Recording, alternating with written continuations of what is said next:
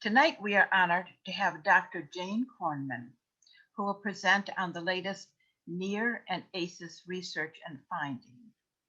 NEAR stands for Neuroscience, Epigenetics, ACEs, and Resilience.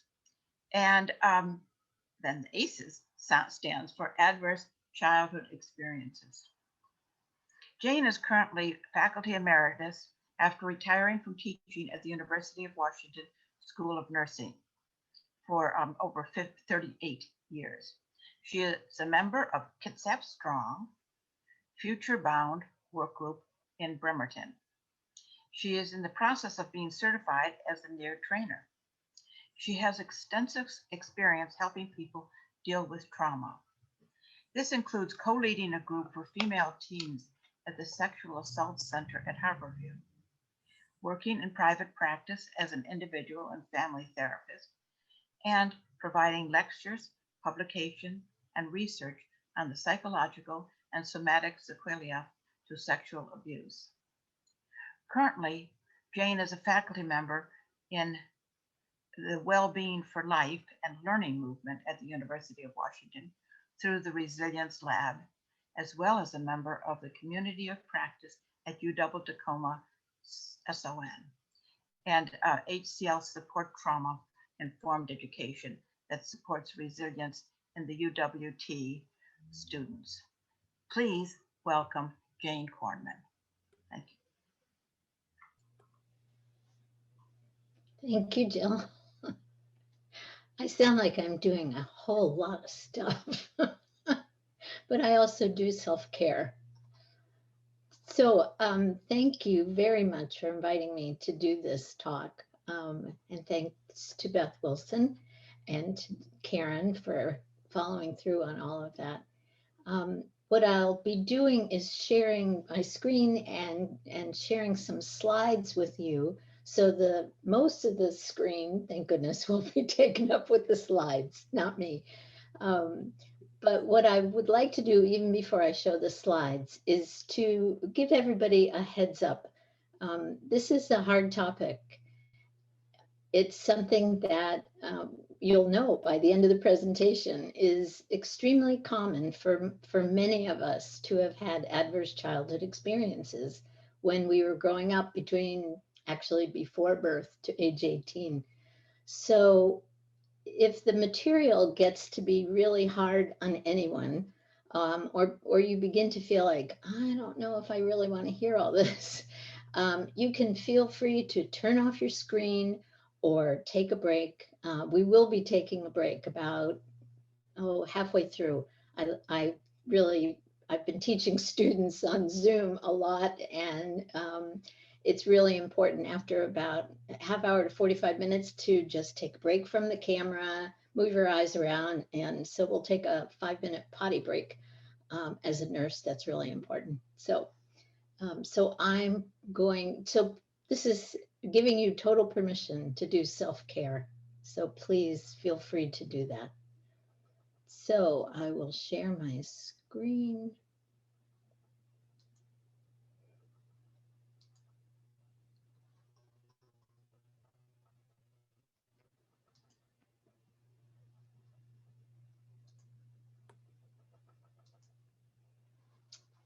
Okay, so we're just starting right off with understanding neuroscience, epigenetics, and adverse childhood experiences, as well as resilience. That's the NEAR is the acronym for all of those variables.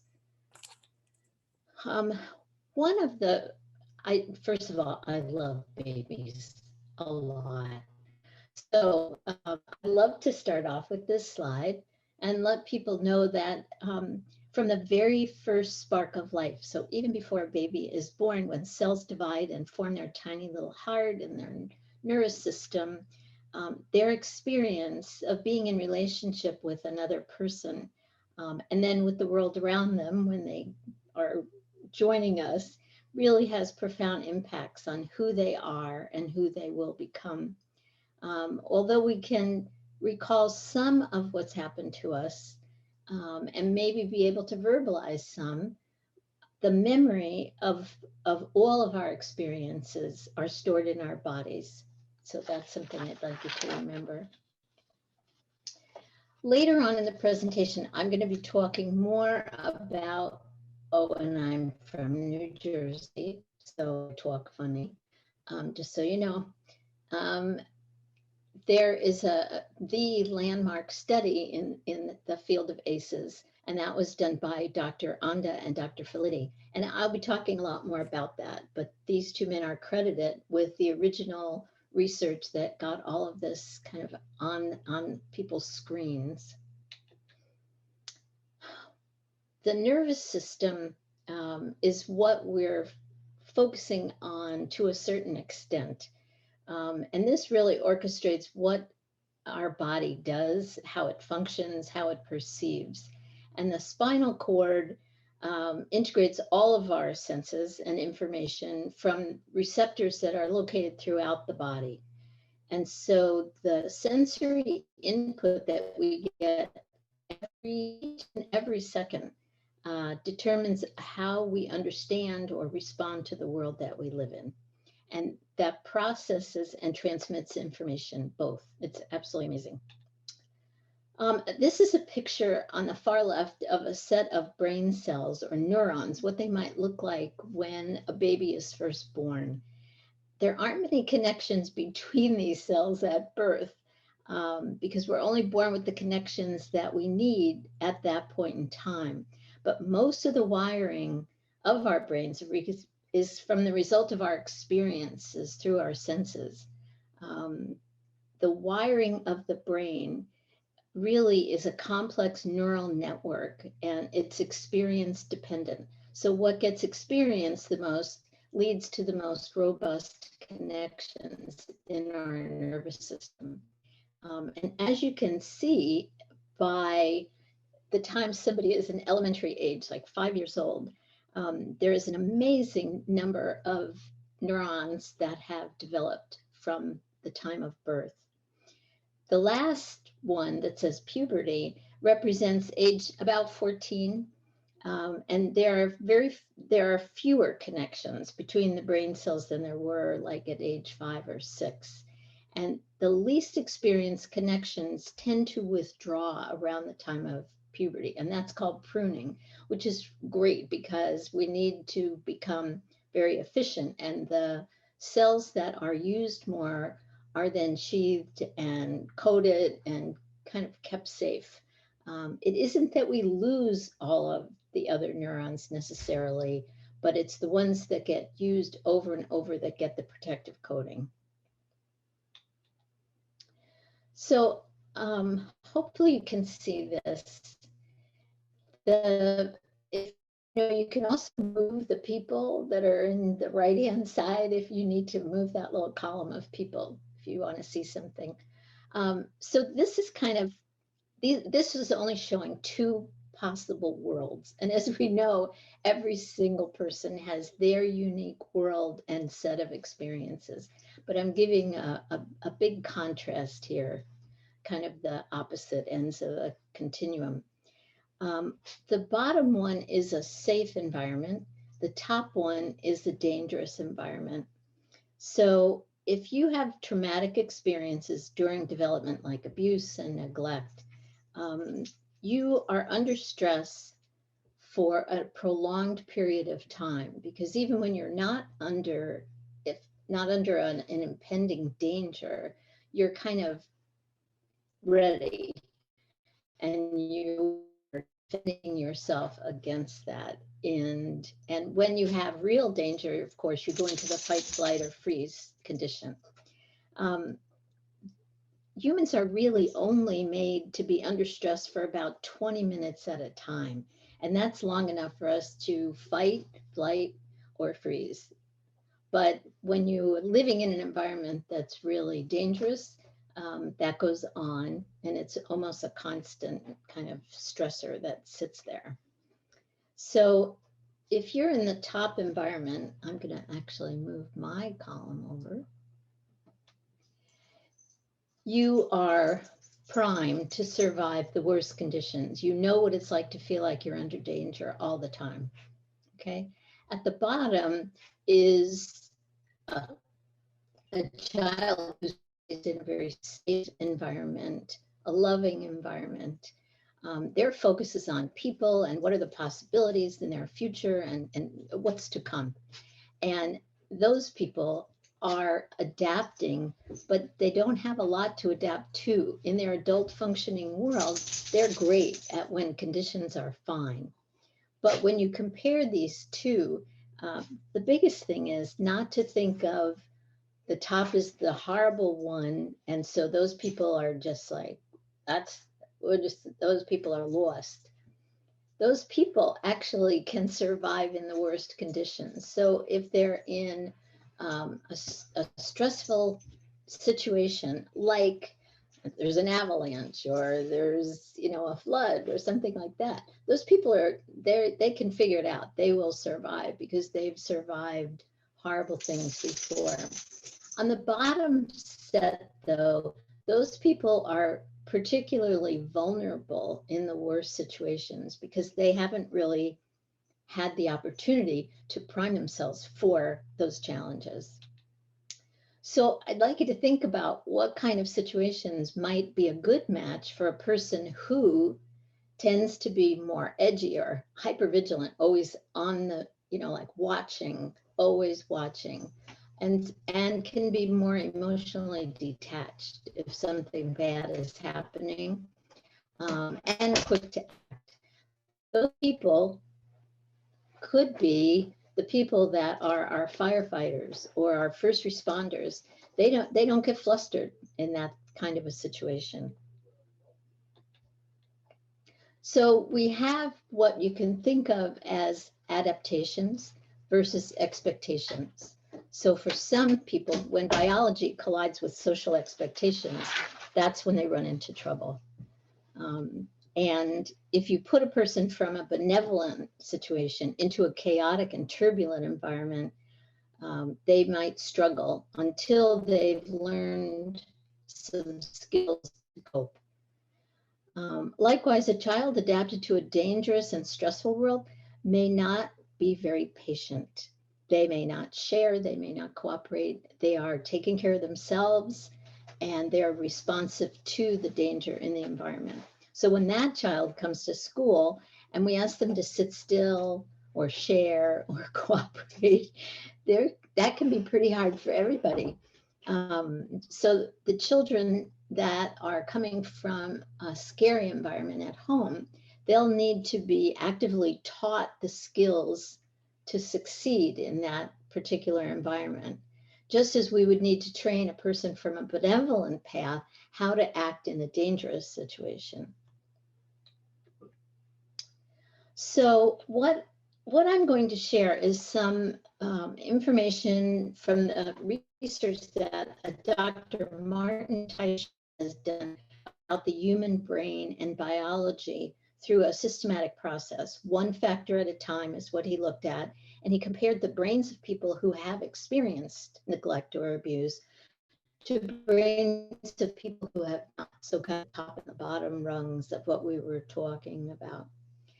And what he's found is there are 3 known variables that determine the effect of maltreatment. One is the type of maltreatment. The second is the gender of the person that was maltreated. And what was their age at that point in time? Okay. So let's look at some of the factors that determine what happens from what Dr. Teicher has found. One of those systems he studies is the limbic system, and that controls balance, your internal temperature, digestion, things like that.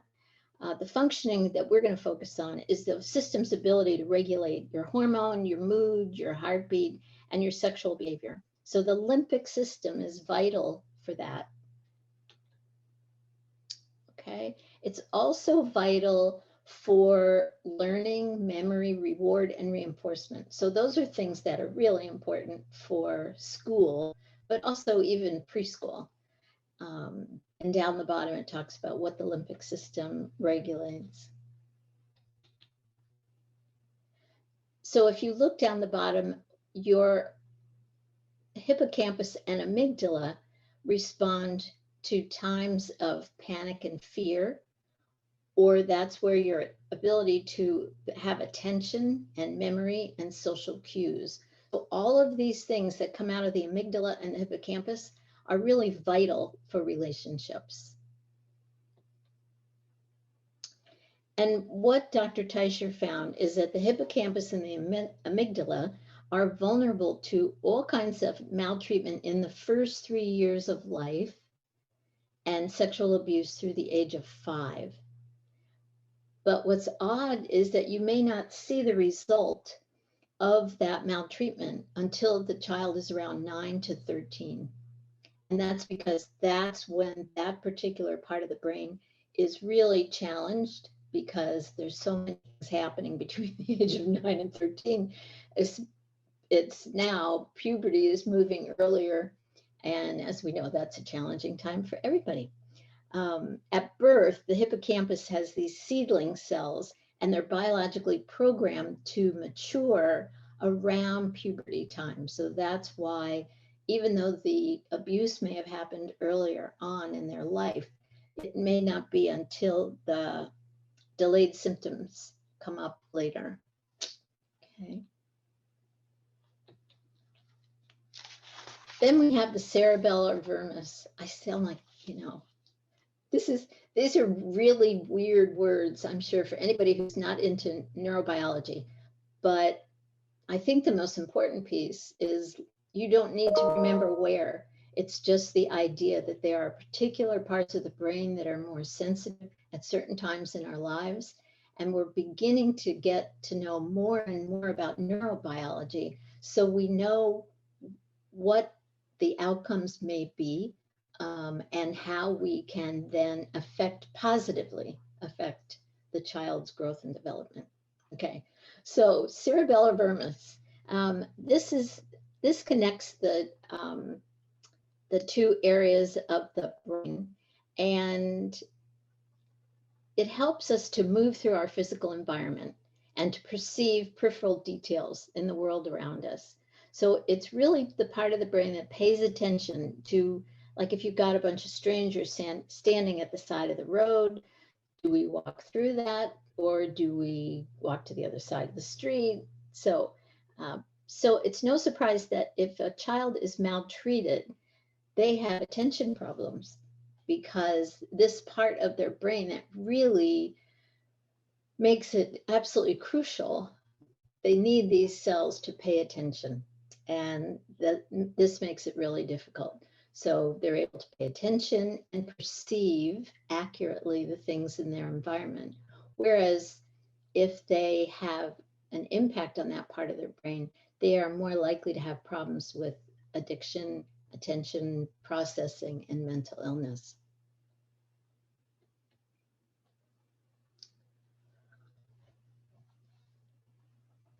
Okay. The corpus callosum. This is the part that is like, if you're talking about left brain, right brain. And as you probably already know, the left brain is really good with math and grammar and processing routines. The right hemisphere is known more for the visual and auditory processing, artistic, music, things like that, facial perception, or processing novel situations as opposed to processing routine situations. So neglect in infancy or sexual abuse between the ages of 9 and 10 seem to have the most impact on this particular part of the brain. Maltreatment really disrupts electrical activity, making cross-brain communication less reliable, which can lead to an inability to integrate really rational ideas when you're highly emotional. So it's like you lose, as an example, a long time ago, when I was studying hypnotherapy, and they talked about the right-left brain, And they said that in women, we have a particularly good trans pathway between our right and left brain. And if you are in a situation where there's fighting going on, and if this part of your brain is working well, you'll be able to say to yourself, I'm not going to engage in this argument. Whereas if the pathways are not well connected, you might just react right away without thinking, this is probably not a good time to get angry. Okay. So stress interpretations really differ, and the set points in early adulthood are what kind of gives us a signal when to react and when to delay and when you need to process further before you know what to respond with. So mostly what I would like you to remember is that each brain region has sensitive periods that have powerful effects on the brain mass and very different kinds of functioning. So in middle childhood, 7 to 13, if you have emotional and verbal abuse, it really can affect the centers for processing sound and verbal language and perceiving social cues. And I'm sure we all know people, or we ourselves may have identified that we have some problems accurately recognizing certain social cues. And effects are different for boys or girls. For example, both neglect and sexual abuse of boys and girls has a problem, but neglect in infancy through toddlers for boys has a much larger effect on their cross-brain communication, while cross-brain communication is profoundly affected in girls when the sexual abuse occurs between ages 7 and 10. So those are hard things to take in. I hope everybody is taking care of themselves in this process. We've talked about sensitive developmental periods, but those developmental periods are also opportunities for building resilience. And we're going to talk a lot more about resilience in kind of the second half of all of this. We have a collective choice. We can develop skills and accommodations that enable everyone to contribute to the community. Or we can reject people when they don't seem to have the usual adaptive responses that we expect. So I guess what I'm asking is that before we assume that a person's behavior is out of a rebellious choice, it's possible that childhood adversity might be at the heart of the challenges that they are dealing with. And that's why they made that what might not seem like a great choice in our brain. I'm sharing this because I'm just giving you some examples of things that have been found helpful. The school in Walla Walla, there's a wonderful movie, if you can ever watch it, called Paper Tigers.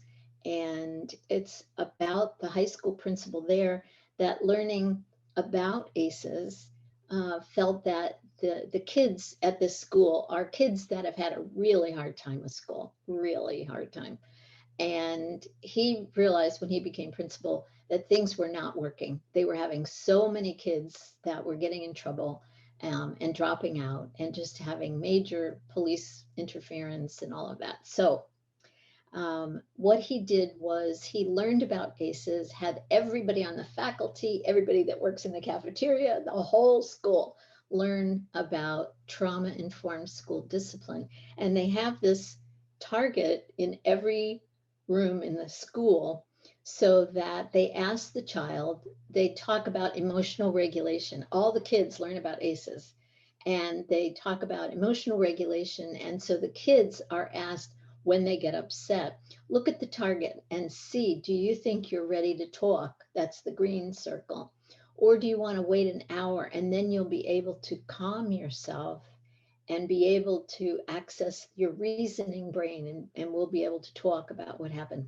And if they're really, really upset, they're really pissed, they cannot think clearly, they might say, I'm in the red zone, I need to wait a day And so tomorrow I can have some sort of meaningful conversation about what happened. So I highly recommend that film for anybody, not just people that deal with high school kids, for anybody. So let's talk about the ACE study. As I mentioned, Dr. Anda and Felitti were the wonderful scientists that worked on this study. And they wanted to, it was interesting how they kind of got it together. One of them was working with why are people smokers? The other one was working on eating. They had a lot of female clients that were morbidly obese, and they were trying to figure out what are the variables that went into both of those people making choices that are not healthy for them. Okay. And they're credited with coming up with the ACE questionnaire, which I'll share with you in just a second.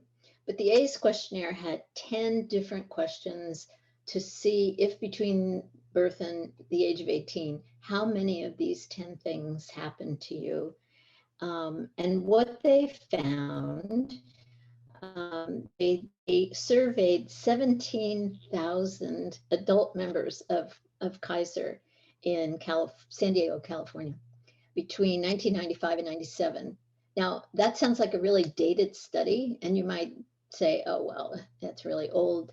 But there have been now hundreds of studies done using the same data, using current populations. I'd love to say that because of this study that ACEs have gone down, but we're not seeing that.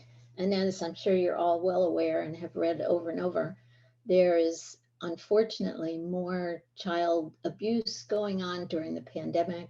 There's more partner abuse, there's more mental health problems, et cetera, et cetera. So we haven't solved it yet. But of the 17,000 adult members of Kaiser that took the questionnaire, the amazing thing was, and I'm going to give you a number of slides that referred to this population, but the amazing thing is people say, oh, well, the incidence of ACEs is high. It's more because people are poor. It's more because they have challenging backgrounds. The people in the Kaiser study were primarily white. They had plenty in terms of resources. So the data that I'm going to be sharing with you comes from a population that we would like to think, oh, well, there's no problems there. But in fact, the majority of people did. So, and this was the question that Anda and Felitti were asking. Does the risk for chronic health problems? So they were working with adult smokers, adult chronically obese people, and they were wondering if we got this history from them, how many chronic health problems originate in childhood. And this is the ACEs triangle. And what this shows is the adverse childhood experiences down the bottom. And then from there up are all the things that they discovered went along with adverse childhood experiences. So let's see if I can. So just a couple more things on the data. Study participants were generally well educated. Most had attended college. Only 6% did not have a high school diploma. And as I said, they were predominantly white middle-class folks. So what they discovered was they felt like childhood adversity was one of the most important variables for us to understand how to impact public health problems. Isn't it nice to look at this picture? Someday we'll be back there with people being able to walk through the streets together. Okay, now these are the results that they got from their 17,000 predominantly white population. 20, so these are the three categories that they asked the participants about: household dysfunction, neglect, and abuse. Okay, so in that 17,000, 27% had in their childhood, the family had a person in it that was suffering from substance abuse. Whether it's parental separation or divorce was 23%, mental illness 17, battered moms 13. You can just see criminal behavior. Neglect 15 and 10 in terms of physical versus emotional, and abuse 11% emotional, 28% physical, and 21% sexual abuse. Okay. So those are the categories of the 10 ACE questions that people were asked. They have since added bullying, which I totally agree with. And they have found that kids who were bullied, particularly in middle school, suffer from the same sort of disrupted development that that the kids that have had the regular 10 ACEs have. Okay. Now, this is a map of Pierce County, and I actually tried to get a map of Kitsap County, and I was able to get a map, but I was not able to add it to the slide. So I apologize for that. But if anybody's interested, this very similar data for Kitsap County, and you can find this kind of ACEs map on the public health websites. So on this map, you'll notice that the areas that are purple they have the average ACE score of the adults, not kids, adults in those zip codes are 9 to 9.5 for purple. And you can see as it goes down. So you can see there are very, very few areas that are green, that have only 1 to 2 ACEs. ACEs are also highly interrelated. So where you have one ACE, there will typically be others. So 87% of the time, if you have one ACE, you'll have 2 ACEs, just so you know. This set of slides comes from the ACE study with Onda and Felitti. So, and there's a rash of these types of slides. So I'm probably going to go somewhat quickly through them because I think they're hard to see in terms of, it's hard to take in. I don't mean visually, but it's hard emotionally to take in all of these statistics. But in each of these categories, you'll notice that it goes kind of left to right, emotional, physical, and sexual abuse. But in each of those categories, it happened most often. The one to the right shows you that in 70% of in each category. Okay, so that's how you read these slides. So this is the risk of childhood abuse, witnessing domestic violence. And these are the results of the Onda and Felitti study. 33% of the people said they had no ACEs. These are grown-ups taking the questionnaire. 26% had at least one. And as we know, if you have one, usually they go together. So 16% had 2, 10% had 3, and 16% had 4 or more. Okay. Now, what they came up with was a very important finding. They're not saying that it is causative, but it is related. The dose-response relationship is extremely high. So when you have 0 ACEs, you tend not to have a problem with all of the health problems that we're going to be listing eventually. But if you have 5 and up, over like 55% of the time, you're going to have some severe health problems. So what are these related to? Kids tend to smoke earlier in their lives. And more of them as adults were currently smoking. And then the more ACEs they had, the more likely they were to have COPD. chronic obstructive pulmonary disease, if you're not familiar with the acronym. A drug involvement, HIV risk, never injected drugs, have 50 or plus intercourse partners, or ever had an STD. So you can see that the risk of HIV went up across with more ACEs being in experience. Now, I just want to take a minute to talk about anxiety, depression, difficulty concentrating, and smoking. Especially as a nurse, we tend to be kind of judgmental, like, why would you smoke? You know, you're going to get COPD, or you're going to get lung cancer, or you're going to have this, or you're going to have that. But what was discovered is that when you smoke, it tends to alleviate the anxiety that comes along with a history of high ACEs. And this is sometimes the only break that some of these grown-ups get from the anxiety, depression, and difficulty concentrating. So, and many years ago, when I was studying hypnotherapy, I also found out that smoking kind of cuts off the right left brain. So you're not feeling all those hard things that you feel almost on an ongoing basis with a history of ACEs. So one of the things we say about learning this topic, as hard as it is, we learn to not say to somebody, what's wrong with you? But immediately switch our thinking to what happened to you.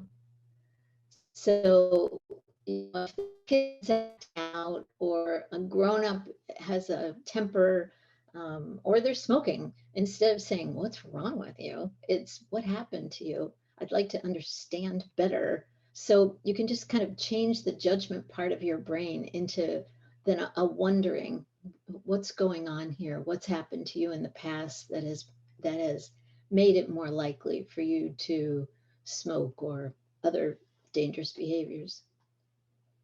So you ask yourself to think in terms of, what's the story of your life and what's the story of their life? Okay, a couple more of these slides that are hard. Alcohol, ACEs relationship to alcohol problems. So as you can see, as the number of ACEs go up, the problem with alcohol goes up, or married to an alcoholic, the incidence goes way up when you get to 5 or more ACEs. This is liver disease because people tend to drink more. Depression is a huge problem. And you can see that for women, it's high in both, but it's actually higher in women with 4 or more ACEs. Suicide attempts. This is something that has become a really big problem with teens. So suicide attempts go way up when you've had 4 or more ACEs in your background. So the column on the right talks about all the different health and social problems that could arise, and they are kind of co-occurring outcomes. And you can see that it's just an upgoing axis with the ACE scores. As they go up, the co-occurring outcomes. And the health and social problems listed on the right give you a much better, broader view of the variety of health and social problems that could arise if someone is trying to cope with their history of adversity. Okay. So again, here's some ACE attributable problems, just to give you a sense of the variety of things, because it's not all physical illness. Even workplace problems, intimate partner violence, etc. So knocking down, isn't he adorable? Knocking down ACE scores will actually prevent all of these problems, from poverty to learning problems to homelessness and incarceration. So something to think about. Julie Grevstad was a dear friend, and she and I worked together, and she unfortunately passed away very young.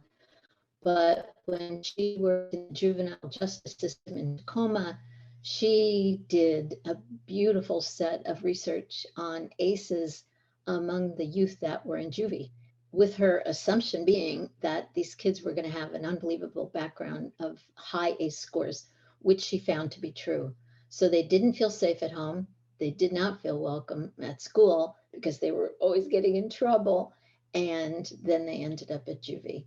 So Julie was able to do some really good research there and change the system so that they realizing that the kids they were getting were already having such incredible challenges in their lives that they then started treating the kids with that understanding. So very clearly it was not what's wrong with you, but what happened to you and how can we help you and how can we teach you to manage these behaviors? How can we teach you how to learn and take in positive messages, etc. So there's been a huge change in that system after that study was done. Something to think about, not just with kids, but pathways to poverty and homelessness with high ACEs. It really affects our cognition, our attention, and our behavior. So it puts us at risk for academic failure and all of the things listed in the middle circle. And then it impacts our productivity. So we may not get a very good job. We may have more illnesses and more injuries at work. Because of our chronic health problems, we may miss a lot of work, and it may be really difficult to keep a good job with health insurance, etc. So this is, again, the ACEs triangle. But what I'd like you to think about is that the people who have had these things happen, then there is some intergenerational transmission. The kids of the people who have been mistreated are at higher risk to learn the same behaviors, to be treated the same as their parents or mistreated as their parents were. So these are the things that we need to think about. How can we interrupt this cycle, this transmission? So high ACE scores, increased risk of multiple health and social problems, and intergenerational transmission of ACEs. So I've given you a lot to think about, a lot to consider. I think at this point, you know this now, the attributable risks. The smear is when you have ACEs and how much that connects with all these other variables. So I think this would be a great time to take a 5-minute break. What's really important now, that's such a huge dose of very heavy information. This next part is much easier to hear and I think much easier to take in. So what we're looking at now is what do we do since we know we have to shift the dynamics basically within our own families, within our communities, and shift away from the high ACE scores.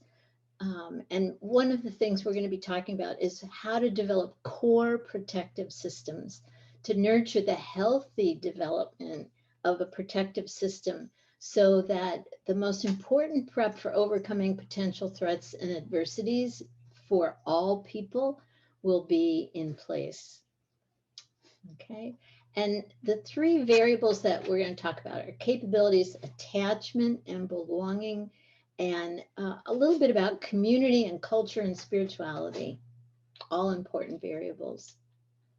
So ACEs are not destiny. People, all kinds of people who have been affected,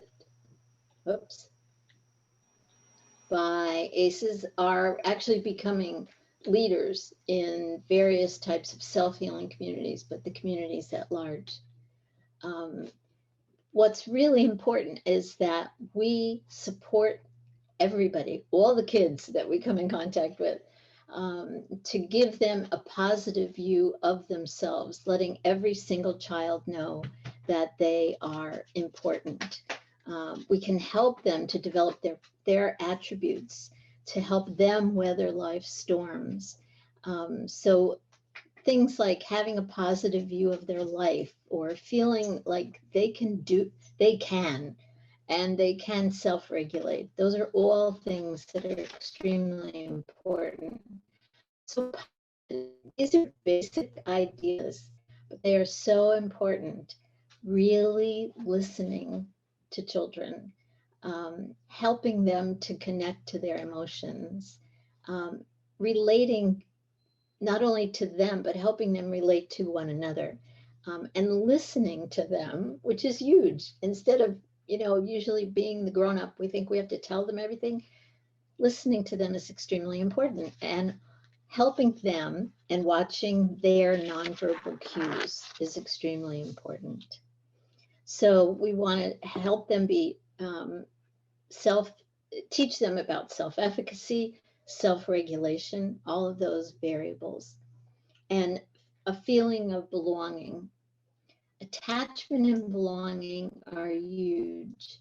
For every person, if they had two people in their lives that felt that they were absolutely wonderful and you care about them and they're important to you, and it doesn't have to be only your own children. Obviously, usually with it, when they're our own kids, we have varying times of feeling like they're really wonderful and they're not so wonderful at other times. But the overall message is, I care about you. And it doesn't only have to be their parents. It can be any grown up that has contact with kids that conveys to them that this is a caring relationship. We care about you. So protective and promotive factors that really strengthen families. Parental resilience. So if you've got a parent who's had a hard childhood, that person needs to know that you care about them. They may be a grown-up, but they still need to have at least two people in their lives that really care about them and value them as an individual. Social connections, letting kids know there are other people in their lives that care about them and are there for them. Helping families have knowledge of parenting and child development. If you've never had a child, you don't know what happens at 3, what happens at 5 or 8 or 12. Oy vey. So these are things that parents both need to know about and have support getting through all the various stages that their kids go through. So providing parents with concrete support in times of need, just as you provide children support in times of need. And having parents learn about social and emotional competence.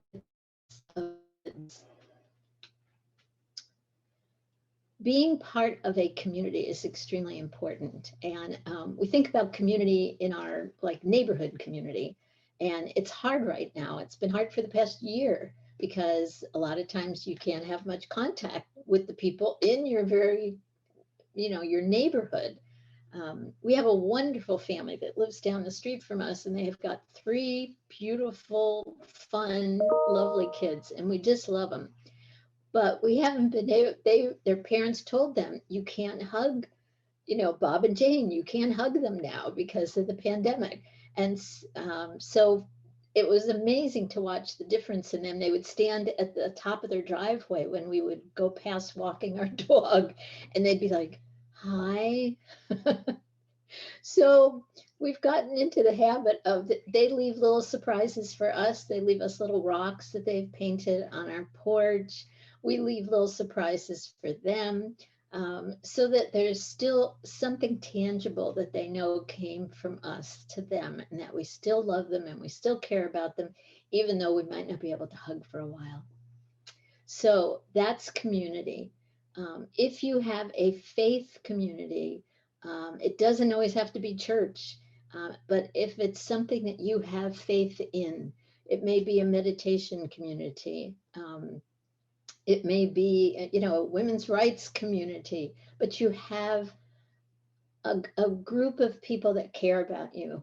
And even if right now you're only able to meet on Zoom, they still care about you and you still care about each other. So that is a community, and you have faith in one another. So that fosters resilience. Oops. So a trauma-informed pathway. I've got the hands nurturing the earth because we can do this globally. We can recognize the prevalence of ACEs. I mean, right now, everybody, if we want to add pandemics as a number 11, we all are suffering through this last year. So recognizing that we're all being challenged by the pandemic, recognizing that it affects all the people that we come in contact with, resist re-traumatizing anybody instead of all of the divisions that we've had recently because of all the politics involved. Everybody has a little child within them that had to grow up, unfortunately, and do grown-up things, but we all are vulnerable. So one of the things that I've been trying to get behind at the School of Nursing is teaching trauma-informed care. And what's interesting now is that not only the patients need to be considered as being traumatized, but the frontline workers. So all of my students, that the last group I taught, 9 out of 10 of them were frontline workers working every day that they were not in school. Practically, they were taking care of people that had COVID. So the amount of trauma there was intense and huge. And so we did a lot of processing when we were together. We also did some silly stuff. We did some singing. We did some all kinds of silly things, told jokes, something to just lighten up for a little while. And we talked a lot about self-care because nurses are notorious for not doing self-care. So we talked about self-care. And basically, I'd love for you to share the information, whatever was useful to you from this evening. I'm hoping you will share with anyone and everyone that you come in contact with. When I went for my yearly physical last year, not this year, but last year when I went for that, I had a nurse practitioner and a nurse practitioner student. And they said, oh, what have you, the nurse practitioner I've known for a long time. And she said, what have you been doing lately? What have you been teaching? And I said, oh, ACEs. And she had this very blank look on her face. And I turned to the student and I said, I'm sure you know what ACEs are, right? And she didn't either. She had no idea what the acronym stood for. So I did a 5-minute elevator speech to the two of them about what ACEs are and how important it was for them to do reading and etc. So wherever you go, bring it up and talk with people about it.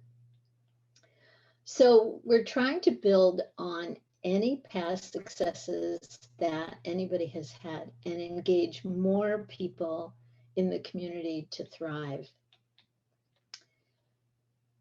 Acknowledging and really respecting and supporting all cultures is extremely important. Reclaiming cultural ways really supports well-being. So in any way that you can support anyone around you and you yourself in reclaiming what is your culture, what are the cultural ways that may have gone by the wayside because we kind of all became one big dish. Remember your cultural ways. So 4 resilience factors that make a difference: feeling emotional support and hope, 2 or more people, we've talked about that. Community reciprocity and watching out for kids, saying something to their folks when they're in trouble so that you can help somehow, and social bridging, reaching outside of just your group of people so that you can see where you might be helpful to a larger whole. It really is up to us to relay this information. I know it's a hard time for everyone, but I think that by sharing this information and talking about it, we actually can get more hopeful. So how do individuals self-regulate? These are things that I have taught students in the past. Things like mindfulness, biofeedback, massage. We've done really kind of some silly things in class with movement and music, exercise and play. Anything that you could do with a kid, you might do with yourself, because sometimes we think like, oh, well, I'm a grown up, I can't do that anymore. And it's just not true. So activities that integrate visual with fine and gross motor, kicking a ball, catching a ball, all kinds of things. Physical activities that help you explore your environment and practice connection. And how do you generate belonging and support? Ceremonies and rituals. There are so many rituals and ceremonies that we have not been able to have because of the pandemic, but we can still create different ceremonies around the dinner table, on Zoom. You can even have rituals for yourself, things that you do for you as you arise before you go to bed. Multiple family and whole community workplace dialogues. Right now, it would have to be virtual, but there are plenty of mutual supports and helping systems online. I highly encourage people to give themselves permission to create art or dance. I was part of 2 different tap dancing classes before the pandemic hit. And what happened, they both kind of bit the dust for a long time, but then some of us started meeting on a woman's patio 6 feet apart on little wooden platforms. And she would play the music. We had a little covering over the patio, so we would dance, and she was a great tap teacher, so she taught us some things on her patio, but she was part of the class originally. But there are plenty of things online. There's tap dancing online if anybody's interested.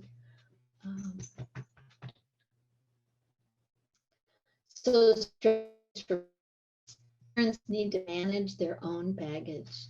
They really need to think about what are they carrying with them, and possibly see a mental health counselor, or possibly join even a virtual group of people that talk, a group of moms, a group of dads, a group of parents, anybody, so that they can talk about what's going on. Don't confuse toxic stress with challenges that foster resilience. Sometimes things have to be hard and we learn things from them. They're not all toxic stress. The 4 S's are nice. Your child should feel seen, safe, soothed, and secure.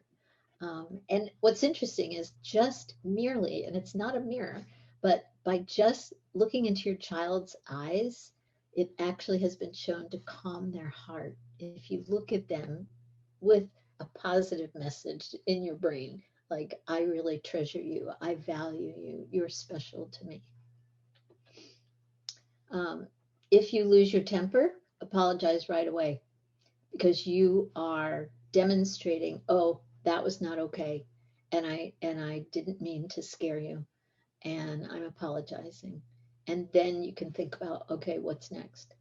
Validate your child's emotions, and amplify good feelings whenever possible. We really need a 5-to-1 ratio of good to bad. So if you've had a yucky day, then figure out what can you do to help yourself feel better, so that when you're around your children, you can convey that positivity. Soak up good feelings and experiences wherever you can. I said I loved babies, and this little boy is just wonderful. You just can look at him and feel good. Model for your children how to name difficult emotions, so that they will know how to say, I'm feeling X. Okay, so model to them, oh wow, I just got scared about that X, whatever it was. When we went for that walk, I heard that dog barking in the distance, and I got a little frightened because one time I had a run-in with a dog. But name it. And 20-second hugs. There's nothing like at least 20-second hug. Okay. Whatever's happening, acknowledge that you need to have a conversation about it openly instead of hiding things because that's really scary to kids.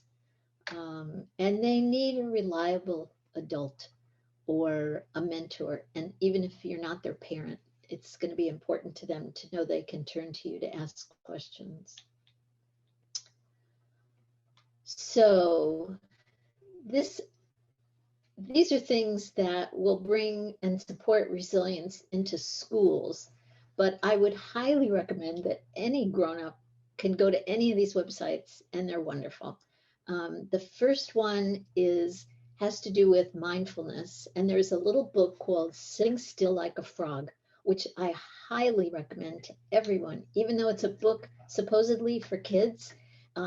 It's got very easy mindfulness exercises using a frog as the example for kids, but I found that plenty of grown-ups love sitting still like a frog and just reading that to themselves. But there's also a little CD that comes with the book, and you could put the CD on and just listen to this lady.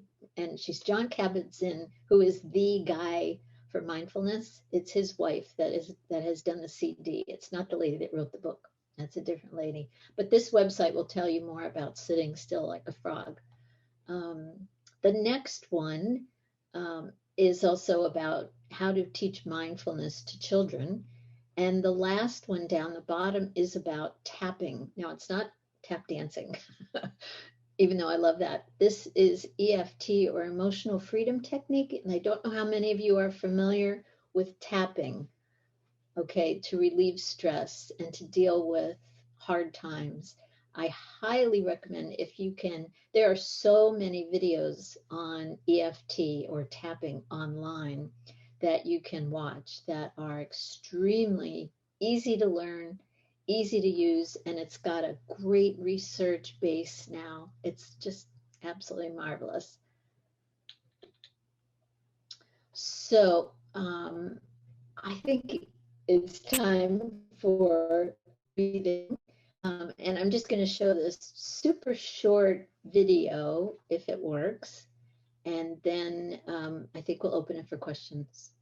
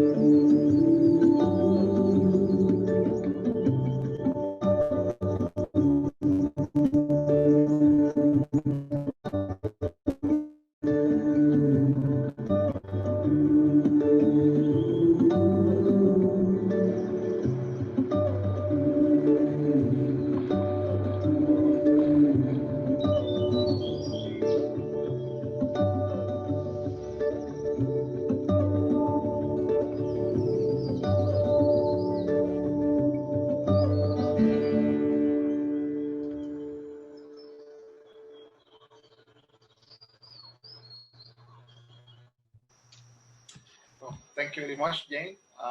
You're welcome. I think that was wonderful. I love the video and the music and all your presentation.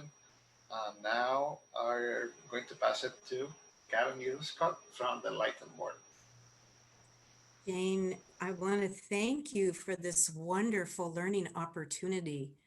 I'm just amazed at all the things that you know. I'm very grateful to you. I didn't have any questions come up in the chat, but I do have a question for you. Mhm.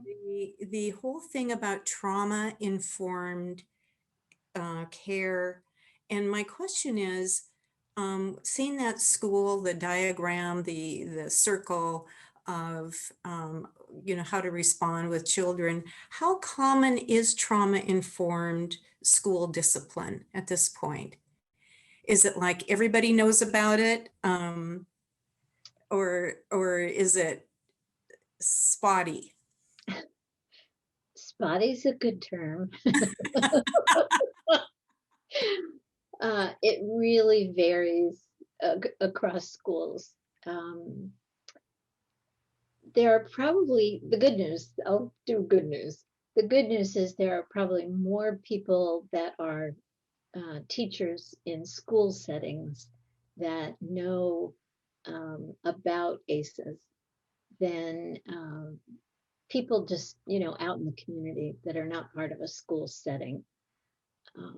How much each teacher integrates those concepts into their day-to-day teaching with the children varies very, very widely. And I know that right now it's particularly hard because the teachers are all challenged with how do we get the material across when we have limited time with the kids. Yeah, I but can. yeah. Yeah, well, thank you. I do have some questions that come in. Here's a question. As an infant massage teacher, this is a wonderful way to connect, stimulate, and relax baby, and a potential tool for parents to use to center breathe, put on some music, and interact with the baby. Pitocin is released in hearts open. Can you elaborate on healing touch as a tool? Healing touch meaning infant massage and massage type therapeutic touching, I'm assuming. Is that what I think? I'm assuming that also. Yeah, okay. It's hugely beneficial to touch knowledgeably, people, especially in your line of work as a massage therapist, and teaching parents how to massage their children is so absolutely wonderful. So all of that, has major benefits and would help people immensely. Okay, thank you. Next question is, do you think there is a correlation between COVID vaccine reticence and ACEs? I don't know. That's a very interesting question on a lot of levels. I have not heard anybody ask that way, and I don't have any good data on it. But it's an interesting wondering. It is. It is. Yeah. If an adult has struggled with ACEs, what is the best way to heal the damage the adult may have done to children not meaning to? That's so good. Whoever asked that question, thank you. It's so important to work with the grown-up so that they don't feel horribly guilty. They raise their child the way they were raised, or they raised their child with the limited amount of knowledge they had based on how they were raised. So they can learn so many things that on a day-to-day basis will help both them and their children to feel better. It's absolutely marvelous to see the light in parents' eyes when they learn ways that they can connect positively and support their child's growth and development. It's as if they just glow. It's absolutely wonderful. So there's always ways to learn. I know that Jose mentioned those two books that I mentioned. And there's another book called Hope Rising. And that's a whole system of how the science of hope can change your life, is the subtitle. And the man that wrote that book, um, Chan Hellman, I heard him speak, and he had, I think he had something like 8 aces in his childhood, but he has done absolutely marvelous work at the college where he teaches to help people learn how to heal, no matter what age they are, and then pass that healing on to their children if they have any. So there's a lot of really good information out there. Okay. Do you have any tips for opening up this conversation on such a difficult topic when you are hoping to provide educational information to groups who may not already have an interest or an awareness on this topic? Well, most people, it's kind of fun. Probably have a weird sense of fun, but it's kind of fun when you talk with somebody and you say to them, "Do you know what aces are?" And they're like, "Well, they think it's probably a card game." So, and it's amazing that people in Eastern Washington actually created a deck of cards that are aces cards, and it's all having to do with adverse childhood experiences. So there, people are usually excited to learn something new, and you don't have to say, you really need this. You can just say, I went to a talk and I learned a new acronym, and I'd like to share it with you and what it means, and some references about that if you're interested in learning more. So you don't have to hit them with a mallet with it. Yeah. Well, Jane, one of the things that I just wanted to comment on, I heard my first talk about ACEs about 4 years ago from someone from Kitsap Strong. And I'm really struck with how much more research is going on, how much more is just an ongoing learning and study thing about this, isn't it?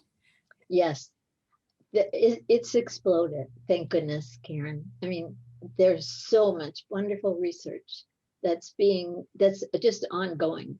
I mean, the brain research and the hope research. I mean, it's taken off. It's absolutely marvelous. I mean, you really have to stick with it to stay on top of all the things that are happening, but they're all so positive. It's absolutely marvelous. Mm-hmm. Well, speaking of marvelous, so are you. And the Enlighten Board is very grateful to you tonight for your talk. We're thankful to our library partners, Jose and Priya. Thank you to the whole Enlighten Board. And we really want to encourage everyone to fill out the questionnaire that evaluates Jane tonight. She wants to get certified as a NEAR instructor. Is that correct, Jane? Yes. And so this questionnaire is going to be available on as in the chat that Jose has sent. The questionnaire is also available on the Enlighten website on the calendar page and the speaker page. And also when you got the email this morning from Barb Boas, there's also a link to the questionnaire on that email. And if all else fails, you can email us at Enlighten and we will help you out. So again, thank you all very much for coming tonight. And I just found this very rewarding and a positive experience for learning. Thank you. Thank you.